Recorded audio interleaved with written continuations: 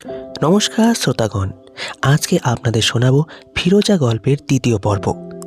রাজ দুটিতে ভর দিয়ে সিএমএসে ডাক্তার দেখাতে এসেছে। খাতা জমা দেওয়ার জন্য কাউন্টারে যাচ্ছিল, ঠিক সে সময় সংঘর্ষ হলো। সংঘর্ষে কুকুর গতিবেগ কম হওয়ায় মিলিত বেগের পরিবর্তে বিপরীত বেগ কাজ করে কুহু পড়ে গেল। সামনের মানুষটি আর কেউ নয়, সাজিদ। বিরক্তি ও রাগ পোষণ করার কথা ছিল কুহুর, কিন্তু করেছে সাজিদ, যা তার চাহনি ও প্রতিক্রিয়া বলে দিচ্ছে। তাই কুহু সারেন্ডার হয়ে বলল, দেখেন, আগে দুইবার যে ঘটনাগুলো ঘটেছে তাতে আমার দোষ আছে, আমি স্বীকার করছি। আমি আন্তরিকভাবে দুঃখিত, তবে আজ আমার কোনো দোষ নেই। আপনার উচিত ছিল দেখে চলা। এটা সিএমএন, তাই রোগীদের সাহায্য করা। সাজিদ স্থির দৃষ্টিতে তাকিয়ে আছে। ক্যান্টনমেন্টের মোটামুটি সকলেরই জানা সাজিদ খুবই কঠোর, তাই সকলে ভয়েই আছে। তবে সকলকে ভুল প্রমাণিত করে সাজিদ বলল, আমি খুবই দুঃখিত মিসেস। কুহু বলল, আমি মিসেস নই, মিস আমি। তো কি, অতি শীঘ্রই হবে মিসেস। এই একটা হুইল চেয়ার দেন প্লিজ। সাজিদ কোলে তুলে হুইল চেয়ারে বসালো। তারপর ডাক্তার দেখলো, তারপর বাসায় রেখে আসলো। তবে গাড়ি থেকে নামলো না। এরপর থেকে শুরু হলো সাজিদের আসল পাগলামি। তার ধারণা ছিল পৃথিবীতে মানুষের সাথে মানুষের দেখা শুধু শুধু হয় না, এর পিছনে অবশ্যই একটা কারণ লুকায়িত আছে। আর 3বার দেখা হওয়া মানে সে কোনো কাছের মানুষ। সাজিদ তো ইচ্ছে করে কুহুর সাথে দেখা করেনি, বা কুহু ইচ্ছে করে সাজিদের সামনে পড়েনি। তার মানে আল্লাহ নিশ্চয়ই চায় তারা একসাথে থাকুক, বিয়ে করুক। রংপুর ক্যান্টনমেন্টে আসার পর শুধু কুহুর সাথেই তার 3বার দেখা হয়েছে। তার মানে কুহুই তার জীবনসঙ্গিনী। কিন্তু কুহু তা মানতে নারাজ।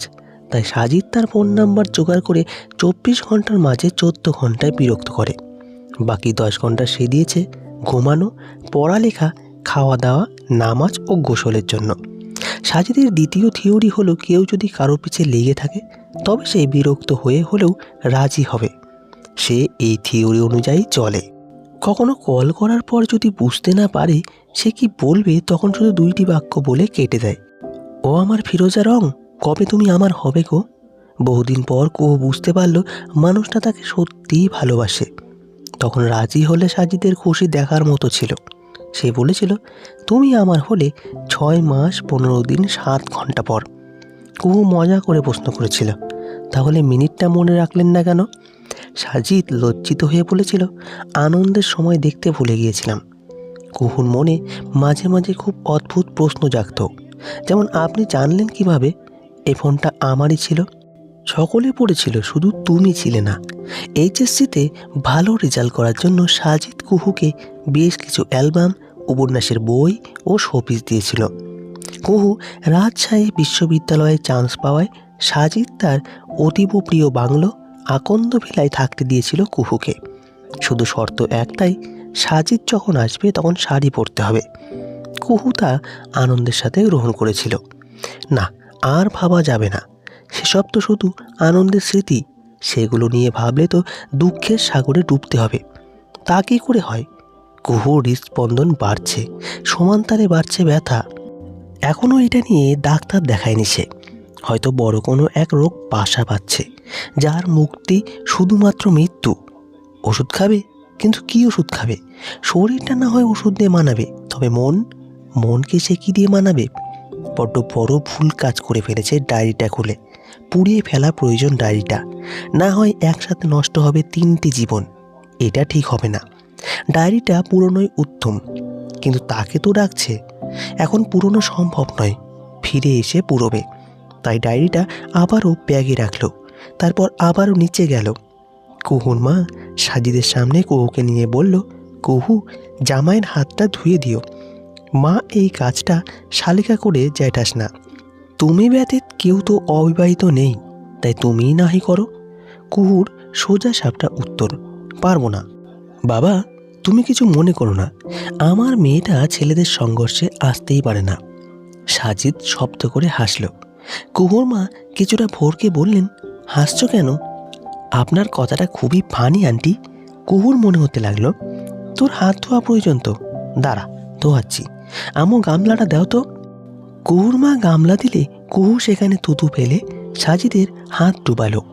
কুহু এক ধ্যানে সাজিদের দিকে এসব কথা কল্পনা করছিল। এটা যদি জেমির বিয়ে না হয়ে কোনো বান্ধবীর বিয়ে হতো তাহলে সে অবশ্যই এই কাজটা করত। সাজিদও এক দৃষ্টিতে তাকিয়ে আছে, হয়তো বুঝতে পারছে কুহু তাকে মনে মনে গালি দিচ্ছে। তবে কুহুর এত পরিবর্তনের সাজিদ বেশ অবাক হচ্ছে, কারণ কুহু মনের মধ্যে কিচ্ছু রাখে না, যা বলার দরকার মুখ ফসকে সবই বলে দেয়। দুজনেরই ধ্যান ভাঙল নন্দিনীর কথায়। কি গো আপু, ওভাবে তাকিয়ে আছো কেন?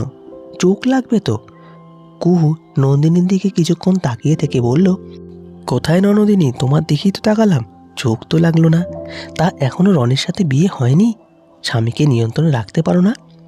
ভাবি, মানে আপু এসব কি বলছো? নন্দিনীর সারা শরীর কাঁপছে। এই বুঝে সব সত্যি বলে দেয় কুহু। কুহু মুচকি এসে বলল, তা তুমি এখনো মা হওনি? নন্দিনী কিছু বলার পূর্বেই সাজিদ বলল, এটা কেমন ধরনের কথা ফিরোজা? আমার বোন অবিবাহিত, সে কিভাবে মা হবে? কিন্তু বিয়ে, মা, এগুলো তো তোমার হওয়ার কথা, তুমি হওনি। বেশ অবাক হচ্ছি আমি। কুহু চিৎকার করে বলল, mind your language mister Sajid Akand. বয়সে আপনি বড় হলেও সম্পর্কে আমি বড়, ভুলে যাবেন না। সমাজে দুই ধরনের মানুষকে সম্মান দেওয়া হয়, যার পজিশন ভালো অ্যান্ড যে সম্পর্কে বড়। আমি আপনার থেকে দুটোতেই এগিয়ে, সো টক উইথ মি। কুহু নিজের মায়ের দিকে তাকালো একবার। মা, আমার জন্য একটু ভাত পেরে আনো তো, ডিম পোস্ট দিয়ে আনবে। শুধু ভাত আনবে, অন্য কিছু না যেন। ডিম পোস্টটা তুমিই করো, আমার ঘরে তুমিই নিয়ে এসো, শেষবারের মতন খাইয়ে দিও, যদি আর সে সুযোগ কখনো না পাও। কুহুর মা কুহুকে জড়িয়ে ধরে কান্না করে দিলেন। কুহু কি বুঝাতে চাচ্ছে? ছোট্ট একটা ঝামেলার জন্য তার মেয়ে কি আবারও বাড়ি ছাড়বে? কুহুর মা অঝরে কেঁদে যাচ্ছেন। সকলে তাকিয়ে দেখছে, তবে এতে কুহুর যায় আসে না।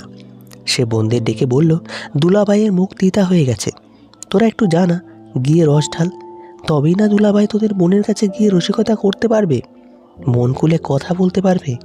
তোরা প্রমাণ করে দে বাড়ির সব মেয়ে এক হয় না। বলা শেষে কারো বাধা মানল না কুহু, হন হনিয়ে নিজের ঘরে চলে গেল। এখন ডায়েরিটা পুরনো দরকার। এখন অবশ্য পুরানো যায়, কারণ অন্তত আধা ঘন্টার মাঝে কেউ তার ঘরে আসার সাহস দেখাবে না, এমনকি তার মাও না। ঘরের এক কোণা থেকে একটা স্টিলের বাস্কেট বের করলো, তারপর কেরোসিন ঢেলে আগুনটা ধরিয়ে দিল। জিনিসপত্র পুরানোর, কাটার সরঞ্জাম সবসময় তার কাছে থাকে, তাই কোনো সমস্যাই হলো না। এমন সময় ঘরে প্রবেশ করলো দীপ্তি। ঢুকেই এমন পরিবেশ দেখে প্রশ্ন করলো, কি পুরাচ্ছিস তুই? অকস্মাৎ এ প্রশ্নে আতঙ্কে পেছনে ঘুরল কুহু। বলল, অপ্রয়োজনীয় জিনিস। অতি প্রয়োজনীয় জিনিসও কি আজ অপ্রয়োজনীয়? যাকে ছেলেটা সাজিদ না? হ্যাঁ, তাহলে জিমি কেন? বিয়ে তো তোর সাথে হওয়ার কথা।